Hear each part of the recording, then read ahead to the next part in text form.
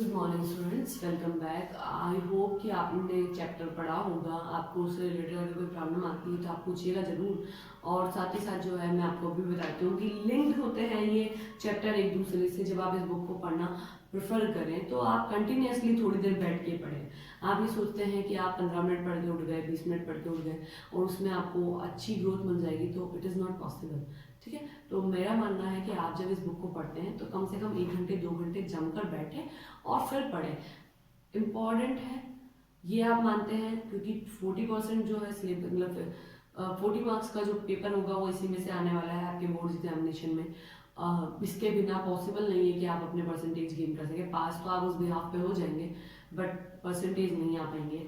और दूसरी चीज़ ये है कि टिपिकल नहीं है कुछ भी। यहाँ पर एक स्टोरी है, आप पढ़ लें स्टोरी को, उसके बाद अपने मन से भी लिखते हैं तो मार्क्स मिल जाएंगे। ठीक है, तो आप पढ़ें और अपने आंसर को इम्प्रेसिव बनाने की कोशिश जरूर करें। लास्ट क्लास में मैंने आपको टेबल के थ्रू बताया था, एक लाइन डायग्राम चार्ट ये मैं आपको प्रीवियस क्लास में पढ़ाती थी, आपको पता होंगे ये क्या होते हैं। उसके अकॉर्डिंग अपने जो आंसर्स हैं आप उनको एक्सप्रेसिव बनाने की कोशिश करें, इम्प्रेसिव बनाने की कोशिश करें, ताकि आपको मार्क्स अच्छे मिले। इसके बाद जो है आपने प्रीवियस क्लास में ग्रोथ स्टोरी हमने स्टार्ट की थी, वहां पर चाइना की स्टोरी। ओके स्टूडेंट्स, तो हम यहाँ देखते हैं growth story of India is explained in terms of the following observation. In 2019, GDP of India was estimated to be 2.972 trillion US dollar between the year 1951 to 2019. Indian economy achieved an average annual growth rate of about 6%. अगर आप ये compare करके देखेंगे ना तो बहुत easy लगेगा कि 2019 में जो हमारी जीडीपी थी वो 2.972 जो है ट्रिलियन यूएस डॉलर थी। अगर आप 1951 से 2019 के बीच का अगर हमारा ग्रोथ रेट देखते हैं तो 6% था। आपको याद होगा चाइना का 9% नजर आता है। तो चाइना जो है वो हमसे ऊपर इसीलिए है क्योंकि उनकी जो ग्रोथ रेट रही है वो ज़्यादा रही है। अब वो किस वजह से हुई, तो उनके सारे रीजंस हमने देखे हैं। उन्होंने अपने आप को मिक्स्ड इकोनॉमी से कैपिटलाइज की और चेंज कर लिया। कैपिटलाइज में सिर्फ मनी बनता है, वेलफेयर नहीं होता। उन्होंने चीप लेबर वर्क काम करवाना शुरू किया। ठीक है, तो वो सारी चीजें हम देख रहे हैं। अब हमारे इंडिया ने क्या किया वो हम देखते हैं। The GDP growth in India showed a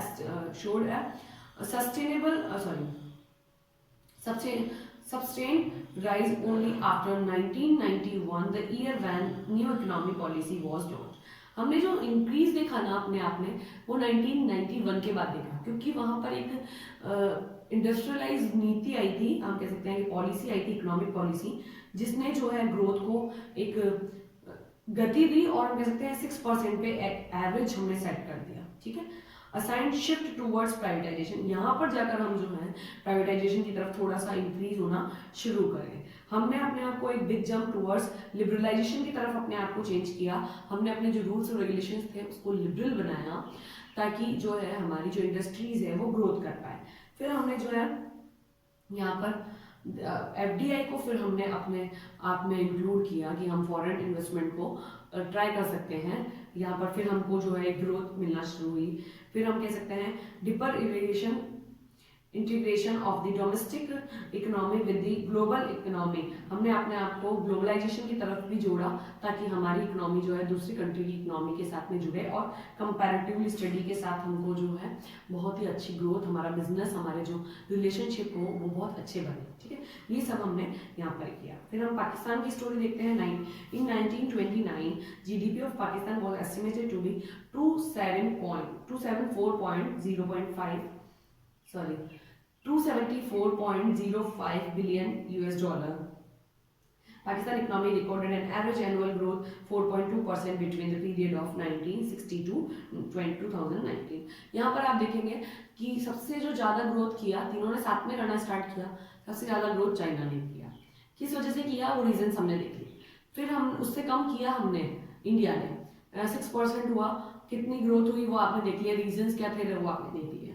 फिर हम पाकिस्तान को देखते हैं तो ये हमसे भी नीचे था। इसमें सिर्फ और सिर्फ 4.2% एनुअल ग्रोथ हो रही थी इनकी। और किस वजह से हो रही थी तो वो सारी चीजें हम यहाँ पर देखेंगे। इन्होंने एफडीआई को पाकिस्तान से पार्टिसिपेट करना कोई नहीं चाहता था। इनके रूल्स और रेगुलेशंस जो थे वो बहुत ही अलग थे, प्राइवेटाइजेशन में बहुत कमज़ोर थे। ये सारी चीज़ें जो है इनको आपको यहाँ पे देखने को मिल जाएगी। कंपैरेटिवली जो हमको पढ़ना है वो इंडिया का मोस्ट ऑफ पढ़ना है। कंपेयर अगर आप करते हैं तो आपको एक टेबल बनाना मैंने सिखाया है, आप कंपेयर कर सकते हैं। फिर हम एक कंक्लूजन जरूर आपको इम्पोर्टेंट पढ़ना पड़ेगा कि इन तीनों के बीच में क्या रहा। कंक्लूजन जैसे कि हम बता सकते हैं कि चाइना और इंडिया और पाकिस्तान ने तीनों ने साथ में स्टार्ट किया, बट सबसे ज़्यादा जो ग्रोथ हुई वो चाइना की हुई। किस वजह से हुई वो हम यहाँ पे बता सकते हैं। परफॉर्मेंस जो है वो किसकी सबसे अच्छी रही, किसकी सबसे बेकार रही, ये सब के बारे में जो एक एनुअल कंक्लूजन आपको दे रखा है वो आप यहाँ पर पढ़ेंगे, और इससे रिलेटेड कोई प्रॉब्लम आती है तो आप पूछ सकते हैं। फिर हम देखते हैं structure of growth, structural sectoral share and output and employment. यहाँ पर हम देखते हैं कि एक टेबल के थ्रू आपको बताया जाएगा कि आपके स्ट्रक्चर में क्या ग्रोथ हुई है। मैंने आपको बताया था कि यहाँ पर इंडिया पाकिस्तान और चाइना की जीडीपी और परसेंट शेयर एम्प्लॉयमेंट के बारे में हम देखेंगे। प्राइमरी, थर्डरी और सेकेंडरी सेक्टर में क्या क्या सीन रहा हम देखते हैं। तो प्राइमरी सेक्टर पे सबसे ज्यादा जो डिपेंडेंट थी वो इंडिया ही था, ठीक है। अपन को ऐसा लगता है, but Pakistan also dependent on primary sector. India का 15.4 आता है, पाकिस्तान का 24.4 आता है और चाइना का 7.9। चाइना प्राइमरी सेक्टर पर डिपेंडेंट बहुत ही कम था, ठीक है। फिर हम देखते हैं सेकेंडरी सेक्टर पे हमको इनकम होती थी 20.1, पाकिस्तान को 19.1, 23.1 है हमारा, 19.1 और 40.5। थर्ड सेक्टर में हमको 61 होती थी, पाकिस्तान को 56 होती थी और चाइना को 51 होती थी, ठीक है। अब इनकी जो एम्प्लॉयमेंट रेट थी वो अगर हम देखते हैं तो इंडिया की 47 थी, 42 पाकिस्तान की और 27 चाइना की, ठीक है। फिर हम सेकेंडरी में देखते हैं तो 22, 22.6 और 28 ऑलमोस्ट सिमिलर। फिर हम देखते हैं लास्ट में हमारी जो कम्युनिकेशन सेक्टर में है बहुत ही कम लेबर काम कर रही थी, 31, पाकिस्तान में 35 और उधर जो है 43, सबसे ज़्यादा कम्युनिकेशन में काम कर रही थी, ठीक है। तो ये टेबल पढ़ने के बाद आपको इसका एक्सपीरियंस पता चल जाएगा कि इनके स्ट्रक्चर में हम कह सकते हैं कि ग्रोथ रेट क्या रही है, एम्प्लॉयमेंट पे और आउटपुट पे हमारा क्या इफेक्ट देखने को मिला है, ठीक है। इसके बाद जो डेमोग्राफिकल प्रोफाइल है इसको हम नेक्स्ट क्लास में देखते हैं। यहाँ से रिलेटेड अगर आपको कोई प्रॉब्लम आती है तो आप पूछ लीजिएगा स्टूडेंट्स। थोड़ा सा कंसंट्रेट करें टेबल पर, जैसे ये टेबल आपकी बनी हुई है ना, एज इट इज टेबल जो है आप पहले वाले क्वेश्चन के लिए भी बना लें, ठीक है। फिर भी कोई प्रॉब्लम आती है तो आप पूछ लीजिएगा। Thank you.